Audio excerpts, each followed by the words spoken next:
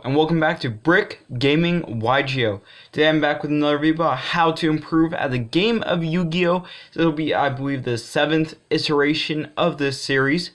So, let me first off start by saying like, comment, and subscribe. It means a lot to me if you guys first off subscribe.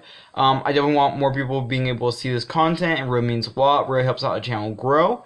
And more people I help out, the better. Also, like it if you guys like, kind of just throwing out some more content every day as much as I can. So leave a like if you want to see more, and finally comment with what you guys think. So just let me know what you guys think in the comments below. So let's get right into this. So for this episode, I'm going to talk about interactions in Yu-Gi-Oh! Between cards. And I'll also be kind of going over a little bit about chain links and some other kind of like basics / fundamentals of playing a game of Yu-Gi-Oh! So first off, I want to kind of discuss, before I get into interactions, chain links. So all players get confused about chain links, especially if you're more newer to the game, but I think players have played for a great majority of time just have trouble with chain links. And even I have had trouble with figuring out chain links. I probably played it like at locals probably for a good 6 months before I really understood how chain links work. So let me kind of explain a little bit about chain links real fast. So when card activates, your opponent has the opportunity to chain to it. So, well, actually, let me make it like a little bit more better example. So let's say your opponent normal summons Mathematician, right? And so you have Breakthrough Skill face down. So you Breakthrough Skill Mathematician. So his effect is Chain Link 1. This effect is Chain Link 2. So the way Chain Links resolve is backwards. So this effect will resolve first, negating his effect. Thus, this card's effect won't be able to resolve, so your opponent won't be able to get their card sent from their deck to the graveyard. So also another good example of chain links is, let's say your opponent has Solemn Judgment and you have a Solemn Judgment face down. So your opponent activates Solemn Judgment, but then you Solemn Judgment, and then they Solemn Judgment. Your Solemn Judgment, their Solemn Judgment as they judgmented your judgment, theirs will resolve last. So a little bit convoluted, but chain links always resolve in reverse order. So, for example, a popular example is with Sky Strikers and Ray. So when your opponent tributes Ray, if you activate Call by the Grave, in response, since it got tributed, their effect won't resolve, so they won't be able to summon out their Sky Striker.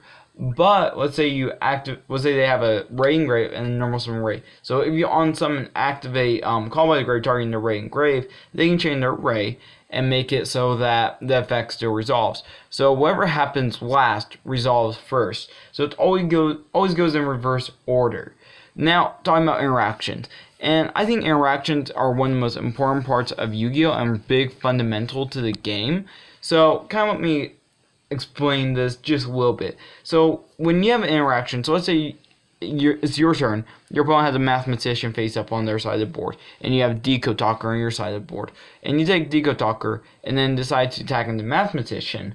So Mathematician's effect when it is destroyed by battle, they get a draw card. So that's a really basic interaction. But a little bit more of a complex interaction that I could use as an example is El Shaddai Construct versus Mekk-Knight Avramax. So let's say you're both in battle phase, and you have Construct, your opponent has Avramax. So if you take Construct and try to beat it into Avramax, they both have effects in damage step, and I believe both their effects take activate at the beginning damage step. So Construct says, A, I destroy this card, but B, Avramax says it reduces it to 0. And so the way this interaction will play out is that when you attack in, since both cards are automatic, your card, since it's your turn, will activate first, giving you Chain Link 1 and then Chain Link 2 Avramax. So even though your card gets reduced to 0 first, as long as Construct is still legally able to activate its effect, it will automatically destroy Avramax, thus getting rid of that card. So this is another good example of chain links resolving in backwards order.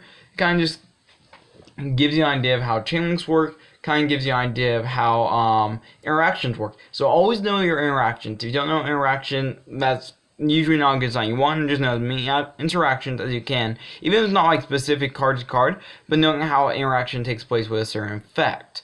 And then the other thing I kind of want to talk about a little bit as well, just kind of, something I think is also important, also in a way related, is spell speeds. So with spell speed, like let's say your opponent Solemn Judgments, but you have let's say you have Endymion on your side of the board. So Endymion's effect to negate imbalance is spell speed 2, and then Solemn Judgment is spell speed 3. So you can't negate Solemn Judgment with Endymion because it's a higher spell speed that you're trying to chain to. Whoever has high spell speed can't be chained to. That's, for example, with Super Poly. There's a reason you can't chain Super Poly. Super Poly is technically a spell speed 4 card, since it says nothing can be chained to it, and there are any cards that are like also that it can't be chained to. Well, there are other cards, but basically it has the highest level of chain. So you can't negate it with Endymion or Solemn Judgment since it has a higher chain. So that's also kind of or spell speed, sorry, not chain. Spell speed, it has a higher spell speed.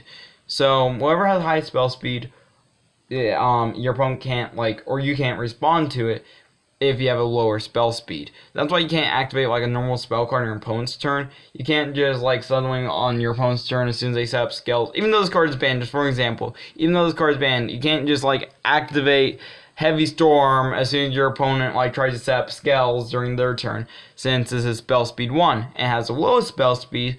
So your opponent can't use this during your turn, can't use it during their turn, since that's too low spell speed. And then also kind of give you another idea of how this kind of works as well is on summon effects. So long an effect can resolve on summon, even though it's going to be spell speed 1, any effect on summon still gets to activate. Just because it's on summon, and as long as you manage to successfully and legally summon it, that effect will still activate on summon. Even though a card like that, for example, let's say you summon out Armageddon Knight, he's spell speed 1, but if you summon him out with an effect that allows you to summon during your opponent's turn, he still gets the effect because as long as it's on summon. So I hope this video helped you out a little bit and helped out whoever is viewing this. If you want to see more content like this, improving the game, comment, subscribe. As I said earlier, really helps me out. Let me know what you guys think in the comments below. Thank you for watching. I'll see y'all in the next video.